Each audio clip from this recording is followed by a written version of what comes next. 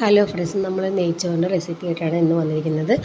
അതിനുവേണ്ടി നമ്മൾ പാനിൽ നെയ്യ് വെച്ച് കൊടുത്തിട്ടുണ്ട്. പിന്നെ പട്ട, ഗ്രാമ്പൂ, ഏലക്കായ, ബേ ലീവ്സ് എന്നിവ ഇട്ട് കൊടുത്തിട്ടുണ്ട്.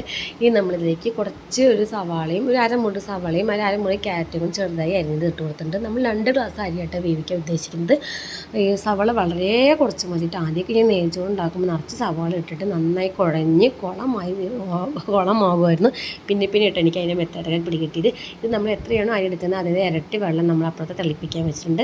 പിന്നെ നമ്മൾ അതിലേക്ക് അരിയൊക്കെ ഇട്ട് കൊടുത്തിട്ട് നന്നായി ഒന്ന് 5-6 മിനിറ്റ് ഒന്ന് ഇങ്ങനെ ഇളക്കി കൊടുത്താൽ മതി. അപ്പോഴേക്കും നമ്മൾ ആ വെള്ളമൊക്കെ തിളച്ച് വന്നിട്ടുണ്ടാവും. അത് അതിലോട്ട് ഒഴിച്ച് കൊടുത്തിട്ട് 10 മിനിറ്റ് നമ്മൾ സിമ്മിൽ വേവിച്ചെടുക്കണം കേട്ടോ. 10 മിനിറ്റ് ശേഷം നമ്മൾ തുറന്ന് നോക്കുകയാണ്. അപ്പോൾ ശകലം കൂടി ഒന്ന് സൈഡ് ഭാഗം ഒന്നും കൂടി ഒന്ന് വെള്ളം വറ്റാണ്ട്. അപ്പോൾ ഞാൻ ഒന്നും കൂടി ഇളക്കി കൊടുത്തിട്ട് ഒരു 2 മിനിറ്റ് ഇളക്കി അടച്ച് വെച്ചിട്ടുണ്ട്. അതിനുശേഷം നമ്മളത് തുറന്നിട്ട് കുറച്ച് നെയ്യ് ചേർക്കണം കേട്ടോ. കാരണം ഇത് നെയ്ച്ചോറാണല്ലോ, അപ്പോൾ നെയ്യാണ് ഹൈലൈറ്റായി നിൽക്കേണ്ടത്. അപ്പോൾ ഞാൻ കുറച്ച് നെയ്യ് ഇട്ട് കൊടുത്തിട്ടുണ്ട്. ഇത് ഞാൻ വീട്ടിൽ തന്നെ ഉണ്ടാക്കിയ നെയ്യാണ് കേട്ടോ. അപ്പോൾ ഫ്രിഡ്ജിൽ വെച്ചിട്ട് ഇങ്ങനെ കട്ടയായിട്ടിരിക്കുക, അതാണ് ഇങ്ങനെ വരാത്തത് കേട്ടോ. അപ്പോൾ ആ നെയ്യ് ഒഴിച്ചിട്ട് നമ്മൾ ഒന്നും കൂടി അത് അടച്ച് വെക്കണം.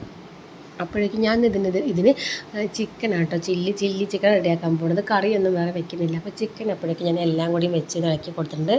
ഒന്നുമില്ല, മഞ്ഞൾപ്പൊടി, മുളക് പൊടി, കോൺഫ്ലവർ, നാരങ്ങാനീര്, ഉപ്പ്, ഇത്രയൊക്കെ തന്നെ ഉള്ളൂ കേട്ടോ. അത് അങ്ങോട്ട് അടച്ച് വെച്ചിട്ടുണ്ട്. അപ്പോഴേക്കും നമ്മുടെ ഗീ റൈസ് അവിടെ റെഡി ആയിട്ടുണ്ട്. കണ്ട അടിപൊളിയായിട്ട് നല്ല ആവി പറക്കണ ഈ മഴക്കാലത്തൊക്കെ ഇങ്ങനത്തെ കിട്ടിക്കഴിഞ്ഞാൽ ഒരു രക്ഷയില്ല കേട്ടോ. അങ്ങനെ അടിപൊളിയായിട്ട് ഇങ്ങനെ ഇളക്കി കൊടുത്തിട്ടുണ്ട്. ഇനി നമ്മളിതിലോട്ട് നമ്മൾ ചേർത്ത് കൊടുക്കേണ്ടത്, നമ്മൾ കുറച്ച് സവാളയും അണ്ടിപ്പരിപ്പും മുന്തിരിയും ആദ്യം തന്നെ നെയ്യിൽ റോസ്റ്റ് ചെയ്ത് മാറ്റി വെച്ചിട്ടുണ്ടായിരുന്നു. അതൊന്നും ഞാൻ ഷൂട്ട് ചെയ്തിട്ടുണ്ടായിരുന്നില്ല കേട്ടോ, കാരണം വീഡിയോ അത്ര ലെങ്ത് ആവണ്ടെന്ന് വിചാരിച്ചിട്ടാണ്.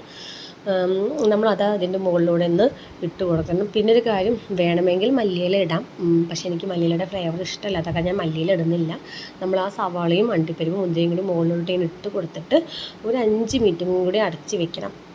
ഇപ്പോൾ ഗ്യാസ് ഓഫാണ് കേട്ടോ.